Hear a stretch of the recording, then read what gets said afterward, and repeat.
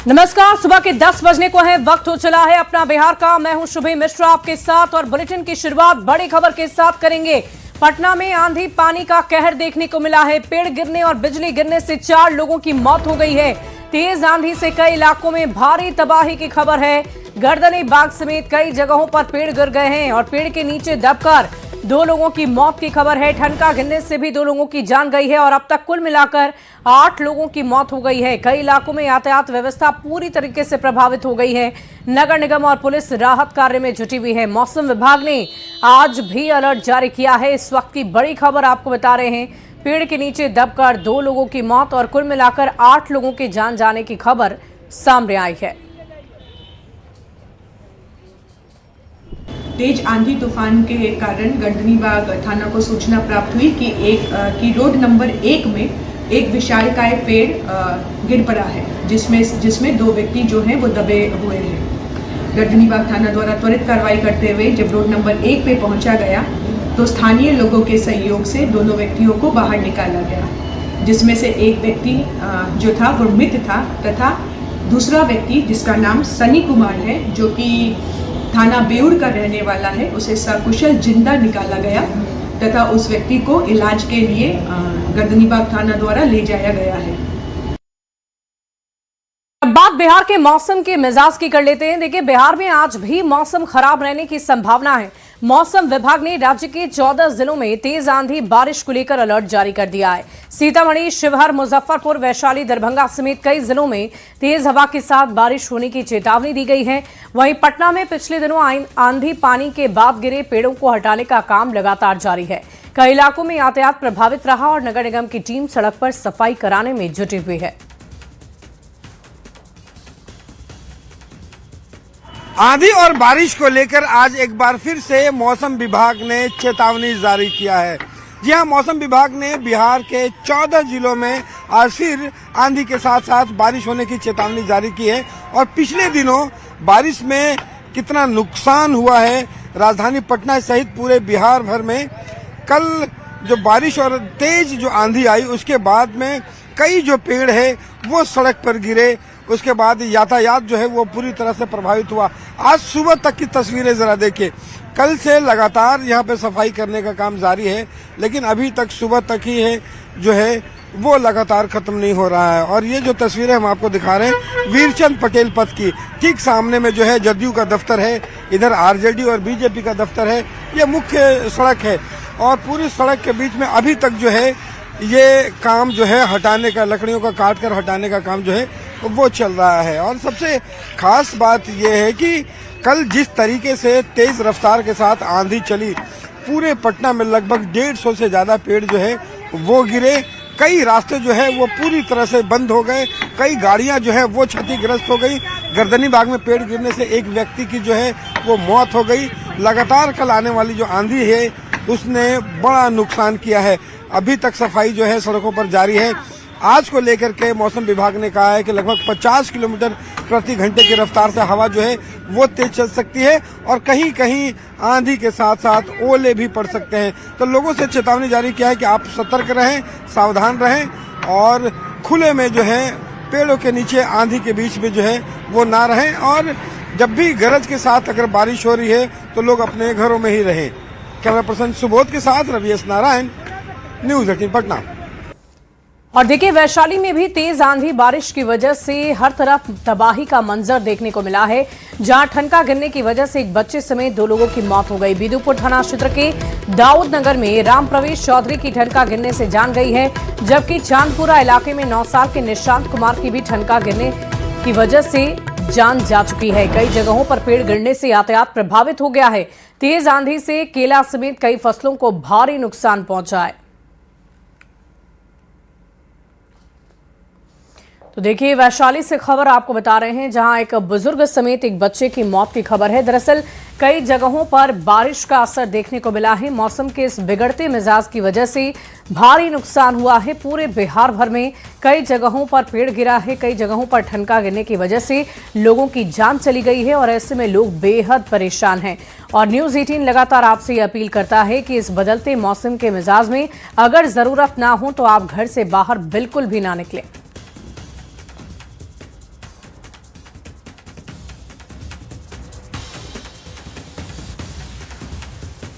बढ़ते आगे, इस वक्त की एक बड़ी खबर आ रही है। टीआरई 4 प्रोस्टेट पर पुलिस की कार्रवाई, 4 नामजद और 5000 अज्ञात के खिलाफ केस दर्ज किया गया है। पुरुष और महिला अभ्यर्थियों के खिलाफ ये केस दर्ज हुआ है। छात्र नेता दिलीप कुमार समेत 4 लोगों पर नामजद एफआईआर दर्ज की गई है। गांधी मैदान पुलिस स्टेशन में ये केस दर्ज किया गया है। कानून व्यवस्था की स्थिति बिगाड़ने से जुड़ा हुआ ये मामला है।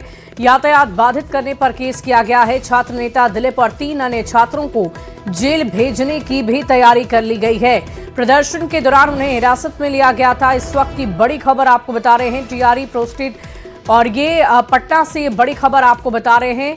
और टीआरई 4 प्रोटेस्ट पर ये पुलिस की कार्रवाई देखने को मिली है। और इस वक्त की बड़ी खबर आपको बता रहे हैं, प्रोटेस्ट से जुड़ी हुई ये जानकारी सामने आ रही है। 4 नामजद और 5000 अज्ञात के खिलाफ ये केस दर्ज किया गया है। तो इस प्रदर्शन से जुड़ी ये बड़ी खबर आपको बता रहे हैं। और इस पूरी खबर के अधिक जानकारी के साथ पटना से न्यूज़ 18 संवाददाता धर्मेंद्र कुमार हमारे साथ फोन लाइन पर जुड़ रहे हैं। धर्मेंद्र, क्या कुछ जानकारी है आपके पास? अभी फिलहाल क्या एक्शन लिया गया है पुलिस की तरफ से? जी, जिस तरह से कल एक बड़ा प्रोटेस्ट था टीआरई 4 के नोटिफिकेशन जारी करने की मांग को लेकर, सैकड़ों की संख्या में जो छात्र थे वो सड़कों पर थे। लेकिन कानून व्यवस्था का मामला था। करीब 5 से 6 घंटे तक छात्र जब सड़कों पर थे तो यातायात की स्थिति खराब हुई। लोग, जो आम जनता थी, वो परेशान हुए। तो इस तरह से एक गांधी मैदान थाना में एक मामला दर्ज हुआ है और 4 नामजद बनाए गए हैं, जिसमें छात्र नेता दिलीप और उनके 3 सहयोगी को नामजद किया गया है।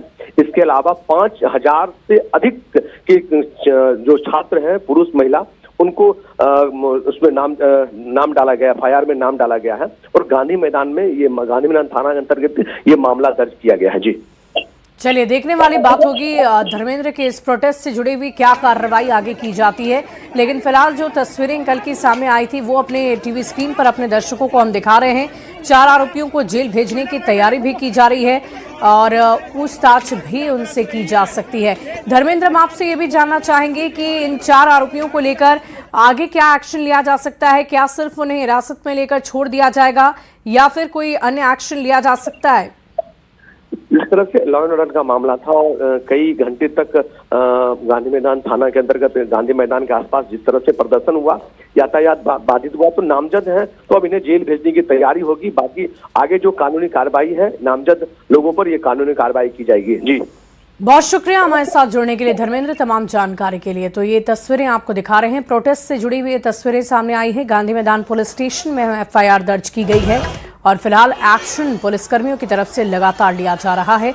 यातायात व्यवस्था को बाधित करने के लिए, लोगों की परेशानी को बढ़ाने के लिए और सड़कों पर प्रदर्शन करने को लेकर ये एफआईआर दर्ज की गई है।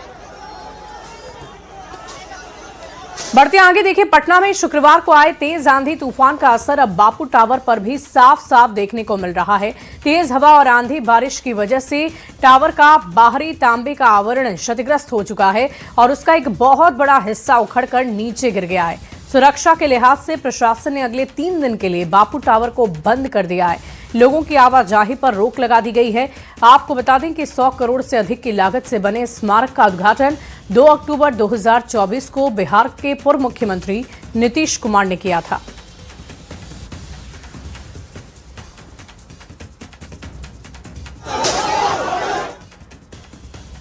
तो यादों को संजोने और उनसे जुड़ी तमाम जानकारियों के लिए पटना में एक बड़ा शानदार बापू टावर का निर्माण किया गया। जी हाँ, ये नीतीश कुमार का ड्रीम प्रोजेक्ट था कि पूरे देश भर में नहीं बल्कि पूरी दुनिया भर में एक ऐसा टावर बनाया जाए जहां पे महात्मा गांधी से जुड़े हुए तमाम जानकारियां म्यूजियम के तौर पर रखी जा सके और देश दुनिया से लोग देखने आ रहे थे। लेकिन पटना में पिछले दिनों एक आंधी में वो किस तरह खराब हुआ है उसकी एक तस्वीर हम आपको दिखाते हैं। ये जरा देखिए, बापू टावर ये जो है, जिसकी शानदार इसका जो निर्माण किया गया है, निर्माण करने की जो शैली है वो नायाब थी। यहाँ पे जिस तरह से हरियाली दी गई, जो बनावट तैयार किया गया, जो म्यूजियम तैयार किया गया, वो अपने आप में अनोखा लग रहा था। लेकिन सवाल यहाँ खड़ा होता है कि कल पिछले दिनों लगभग थोड़ी देर के आंधी और तूफान में इसकी जो दीवारें हैं बाहरी, वो किस तरह से उड़ गई हैं। ये बड़ा सवाल खड़ा करता है। यहाँ पे जरा देखिए कि बापू टावर में जहाँ पे महात्मा गांधी की तस्वीर बनी है उससे जुड़े हुए ये पूरा जो निर्माण है उखड़ करके बाहर फेंका गया है। सबसे बड़ी बात है कि ये पूरी जो दीवार है वो तांबे की बनाई गई थी और इस पर लगभग 100 करोड़ से ज्यादा का लागत आया था और यहाँ पे इसको उद्घाटन किया गया था और इसके बड़े चर्चे हुए। लेकिन सवाल यहाँ खड़ा होता है कि सिर्फ एक आंधी में कोई इतना बड़ा निर्माण जो है वो कैसे इसके परखच्चे उड़ सकते हैं। ये पूरी तरह से जो है ये एक हिस्सा जो है वो पूरा एक हिस्सा वो पूरी तरह से उड़ गया है, खराब हुआ है। बापू टावर को अगले 3 दिनों के लिए बंद कर दिया गया है। लोगों के आवाजाही पर रोक लगा दिया गया है। कल आंधी तूफान में जहां पेड़ गिरे वहां पे ये बापू टावर का नुकसान जो है उसने लोगों के आने जाने पर प्रतिबंध लगाया है। लेकिन साथ में सवाल यह भी खड़ा होता है कि इतना बड़ा निर्माण 100 करोड़ से ज्यादा की लागत से बना हुआ अद्भुत जो नमूना है वह ऐसे एक आंधी में कैसे उड़ सकता है। कैमरा पर्सन सुबोध के साथ रवि एस नारायण, न्यूज 18 पटना। बढ़ते आगे बड़ी खबर आरा से आ रही है, जहां बीती रात एक स्कॉर्पियो पेड़ से जाकर टकराकर पलट गई। हादसे में 5 लोग गंभीर रूप से घायल हो गए, जिन्हें इलाज के लिए सदर अस्पताल में भर्ती किया गया है। घटना कृष्णगढ़ थाना क्षेत्र के पिरौटा के पास की बताई जा रही है। बारातियों से भरी स्कॉर्पियो बेकाबू होकर पेड़ से जाकर टकरा गई और फिर 15 फीट गहरे गड्ढे में जा गिरी, जिसके बाद मौके पर अफरा तफरी का माहौल हो गया। आनंद फानन में पुलिस ने स्थानीय लोगों की मदद से सभी को बाहर निकाला और अस्पताल में भर्ती कराया है।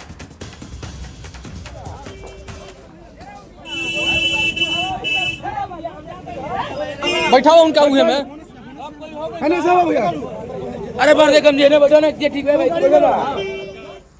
बढ़ते आगे औरंगाबाद से एक बड़ी खबर आ रही है। बटानी नदी में डूबने से 2 बच्चों की मौत हो गई है। एक बच्चे को ग्रामीण ने सुरक्षित बाहर निकाल लिया है। बड़ी खबर आपको बता रहे हैं, खेलने के दौरान नदी में बॉल चली गई थी। बॉल निकालने के दौरान यह हादसा हुआ।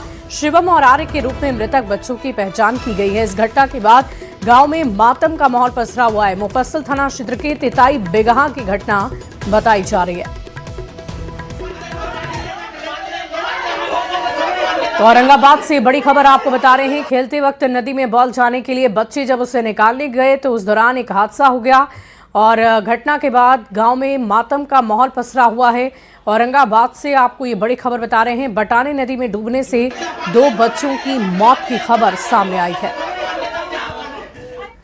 और देखिए, बिहार में अब सार्वजनिक स्थलों पर अश्लील गाने अगर आपने बजाए तो आपकी खैर नहीं, क्योंकि बिहार में अब नई सरकार पूरी तरह एक्शन मोड में आ गई है।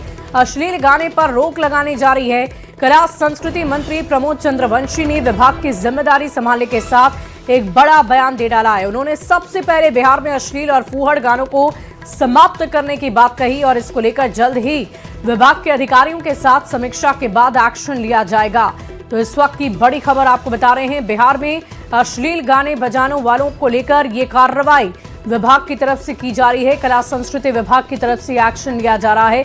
सार्वजनिक स्थल पर अगर किसी भी तरह के अश्लील गाने अगर आपने बजाएं तो आपके ऊपर कार्रवाई की जा सकती है। बिहार में अब नई सरकार पूरी तरीके से एक्शन मोड में है।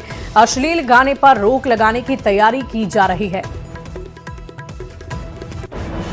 इसका पूरा देखेंगे। तो सबसे पहला मैंने कहा कि अश्लील गाने जो बजते हैं, कुछ लोग ऐसे हैं जो इसको प्रमोट करते हैं, उसको हम समाप्त करेंगे, रोकेंगे। बिहार खास करके कला और संस्कृति के क्षेत्र में बहुत ही समृद्ध रहा।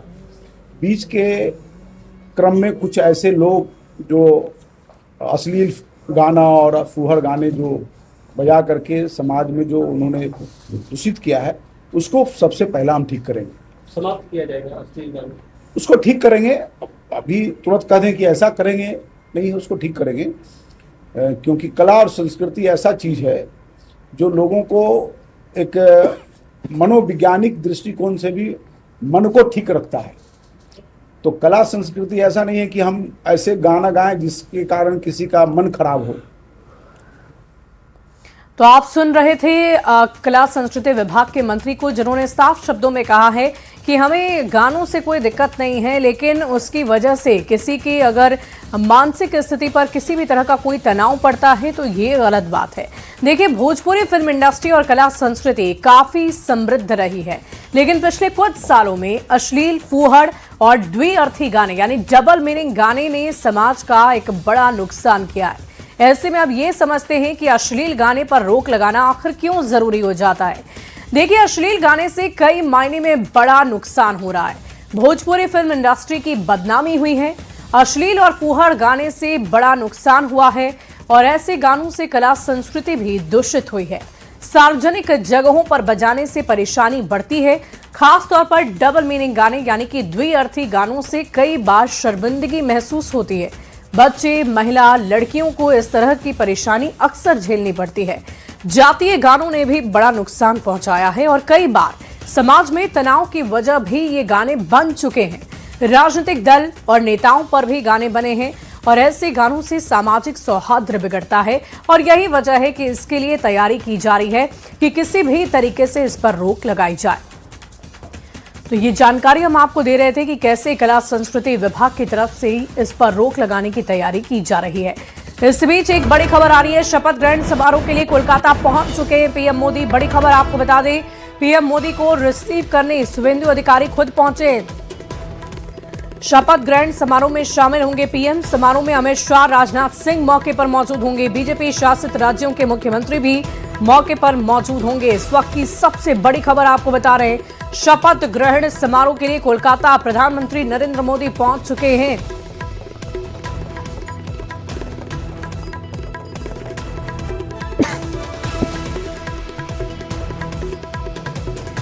तो बंगाल में शुभेंदु सरकार को लेकर बड़ी तैयारियां चल रही है। इस वक्त की बड़ी खबर आपको बता रहे हैं और नई सरकार का शपथ ग्रहण होना है, जिसको लेकर तैयारी चल रही है। बंगाल में शुभेंदु अधिकारी का शपथ ग्रहण होना है और इसी के लिए कोलकाता पहुंच चुके हैं प्रधानमंत्री मोदी। और इसी बीच आपको ये तस्वीरें भी हम दिखा रहे हैं। बंगाल से ये तस्वीरें सामने आ रही है। देखिए लोगों में कितना उत्साह नजर आ रहा है। राज्य যাতে শান্তিতে বাস করতে পারে এমনটাই তাদের মনস্কামনা, এমনটাই তাদের অভিপ্রায়। ক্যামেরায় সঞ্জয় মণ্ডলের সঙ্গে পারাদীপ ঘোষ, নিউজ 18 বাংলা, কলকাতা।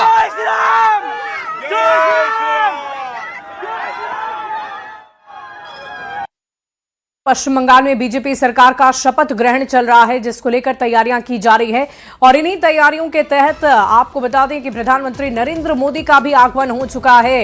कोलकाता पहुंच चुके हैं प्रधानमंत्री। पीएम को रिसीव करने के लिए खुद शुभेंदु अधिकारी, जो अब से थोड़ी ही देर में शपथ ग्रहण समारोह में शामिल होकर बतौर मुख्यमंत्री शपथ लेते हुए आपको नजर आएंगे। कोलकाता पहुंचे हुए हैं पीएम मोदी। इस वक्त की बड़ी खबर आपको बता रहे हैं। देखिए, बहुत बड़ी जीत है बीजेपी के लिए, प्रधानमंत्री मोदी के लिए, और खुद उन्हें रिसीव करने के लिए शुभेंदु अधिकारी पहुंचे हैं। शपथ ग्रहण समारोह में शामिल होंगे पीएम। इस वक्त की सबसे बड़ी खबर आपको बता रहे हैं। बंगाल से जुड़ी हुई कोलकाता पहुंच चुके हैं पीएम मोदी। ये बड़ी खबर सामने आ रही है और पीएम को रिसीव करने के लिए शुभेंदु अधिकारी मौके पर पहुंचे हुए हैं। तो नई सरकार का शपथ ग्रहण होना है और इस शपथ ग्रहण समारोह के लिए ये एक बहुत बड़ी जानकारी आप तक पहुंचा दे।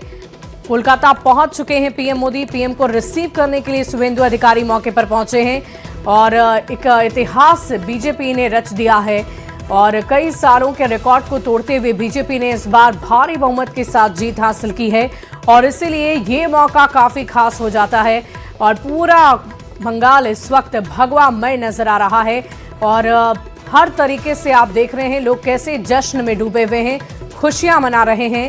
और हो भी क्यों ना, क्योंकि इसके लिए उन्होंने बड़ी तैयारियां की थी और जनता की मेहनत के बाद ही और उनके चयन के बाद ही बीजेपी की सरकार अब बंगाल में बनने जा रही है। मैं श्री शुभेंदु अधिकारी जी को पश्चिम बंगाल विधानमंडल दल के नेता के रूप में निर्वाचित घोषित करता हूं। भारत माता की। शुभेंदु दा के सरकार में एक शुभ संकेत दिया है कि बंगाल का अब शुभ ही शुभ होगा।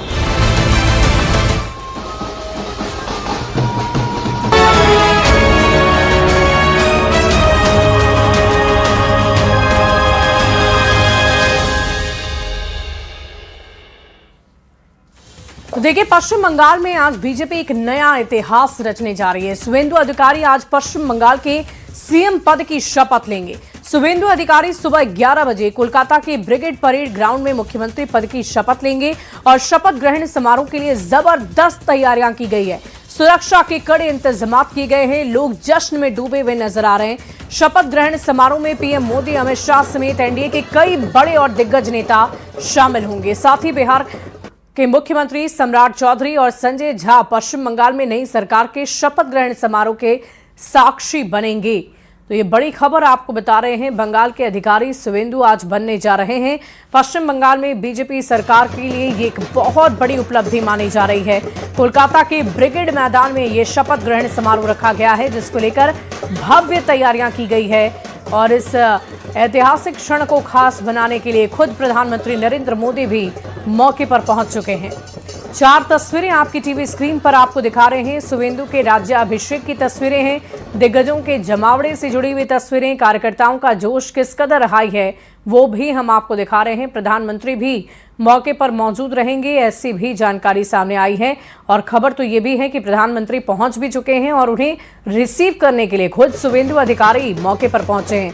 तो देखिए, आज का दिन बंगाल वासियों के लिए, बीजेपी के लिए, प्रधानमंत्री मोदी के लिए, शुभेंदु अधिकारी के लिए और तमाम उन बीजेपी कार्यकर्ताओं के लिए जिन्होंने जी तोड़ मेहनत इस बंगाल चुनाव के लिए की है, उनके लिए बहुत ही खास, बहुत ही महत्वपूर्ण रहने वाला है।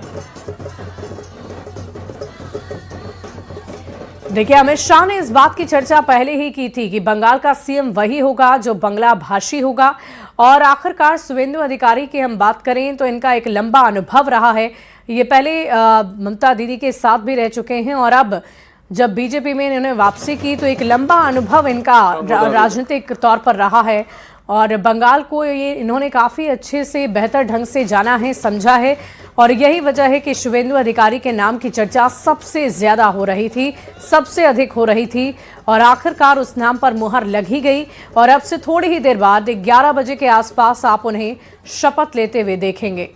तो कोलकाता के ब्रिगेड मैदान में प्रधानमंत्री नरेंद्र मोदी भी पहुंचेंगे और साथ ही साथ तमाम दिग्गजों का जमावड़ा होगा जो इस शपथ ग्रहण समारोह के साक्षी बनेंगे। बिहार से बात करें तो सम्राट चौधरी बिहार के मुख्यमंत्री और साथ ही साथ संजय झा की मौजूदगी वहां पर होगी और वो भी इस ऐतिहासिक क्षण के, इस ऐतिहासिक पल के गवाह बनेंगे।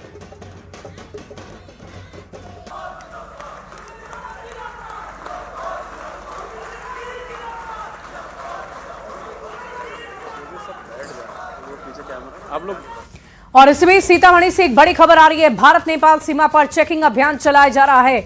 एसएसबी और एसटीएफ की संयुक्त कार्रवाई की जा रही है। इस वक्त की बड़ी खबर आपको बता दें, भारी मात्रा में फेक भारतीय नेपाली करेंसी बरामद की गई है। रामप्रीत महतो को पुलिस ने गिरफ्तार किया है। लगभग 1.5 लाख के नकली भारतीय नोट जब्त किए गए। करीबन 50,000 की नेपाली फेक करेंसी बरामद हुई है। इंदरवा बॉर्डर के पास छापेमारी हुई थी। पूरे नेटवर्क की जांच में सुरक्षा एजेंसी जुटी हुई है। इस वक्त की बड़ी खबर आपको बता रहे हैं, नकली नोटों का खुलासा हुआ है। सीतामढ़ी से बड़ी खबर आपको बता रहे हैं, 50,000 के नकली नोट बरामद किए जा चुके हैं। तो देखिए, चेकिंग में भारतीय नेपाली करेंसी बरामद हुई है। 1.30 लाख के नकली करेंसी को बरामद किया गया है। 50,000 नेपाली नकली नोट भी बरामद हुए हैं। भारत नेपाल सीमा पर चेकिंग अभियान लगातार जारी है। एसएसपी और एसटीएफ की संयुक्त कार्रवाई देखने को मिली है।